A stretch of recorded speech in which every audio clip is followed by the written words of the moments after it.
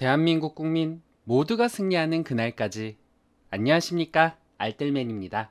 연준의 금리 인상이 경제 침체를 만들어낼 수 있을 것이라는 두려움이 시장을 약세장으로 만들어버렸습니다. 다우는 마이너스 0.75% 하락, S&P 500은 마이너스 0.58% 하락, 나스닥은 마이너스 0.26% 하락, 원달러는 1263.67원으로 마이너스 0.91% 하락, 빅스 지수는 29.35로 마이너스 5.20% 하락, MSCI 코리아 ETF 지수는 1.93% 상승, 2년물 국채금리는 마이너스 2.1% 하락, 10년물 국채금리는 마이너스 1.49% 하락, 30년물 국채금리는 마이너스 0.62% 하락을 했습니다.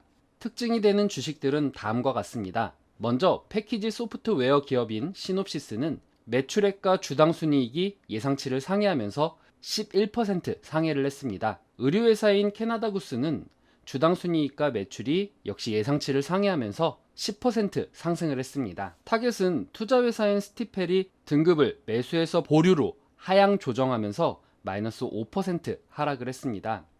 언더아머는 패트릭 프리커 CEO가 6월 1일부터 사임한다라고 발표를 했고, 모건 스탠리가 등급을 하향 조정하면서 마이너스 10% 하락을 했습니다. 경기 지표들은 경기도나 우려를 낳을 수 있는 수치로 발표가 되었습니다.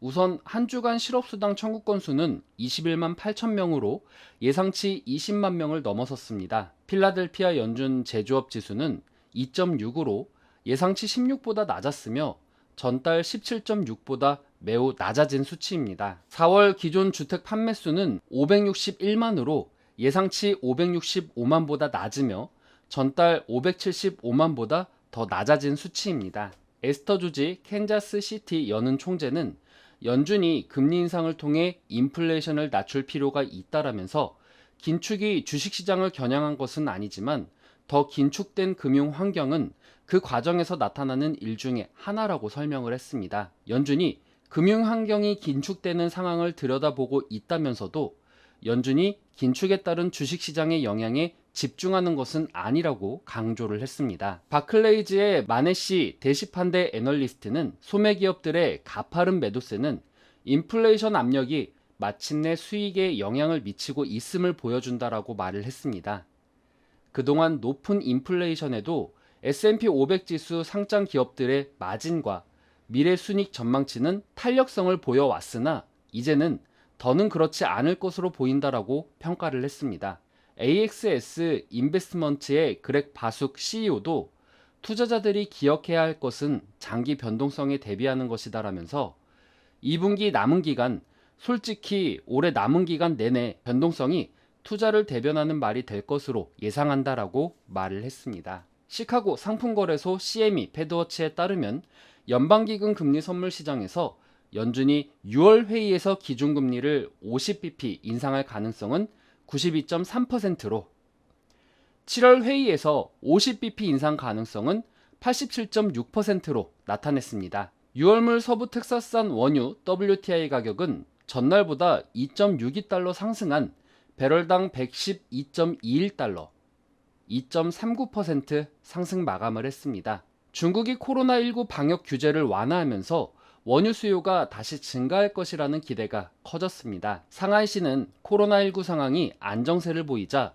일요일부터 20개 지하철 노선 중에서 4개를 재개하기로 했습니다. 상하이 교통당국은 1일 코로나 브리핑에서 지역 간 대중교통 노선을 재개함에 따라 주요 도시 거점과 공항, 기차역, 병원 등을 연결하는 273개의 버스 노선을 재개한다라고 말을 했습니다. 금일 국내 시장은 원달러 환율의 안정세와 중국의 경제 정상화를 향한 모습, 그리고 패시브 자금 등으로 소폭 상승 출발은 할 수 있겠지만 미국의 3대 지수가 약세 흐름을 보이면서 특히 S&P 500이 52주간 19.05% 하락을 하면서 베어마켓에 돌입하고 있다라는 소식과 함께 연준의 강력한 인플레이션 제재의 자세와 높아지는 유가 등으로 상승폭을 제한시킬 것으로 예상이 됩니다.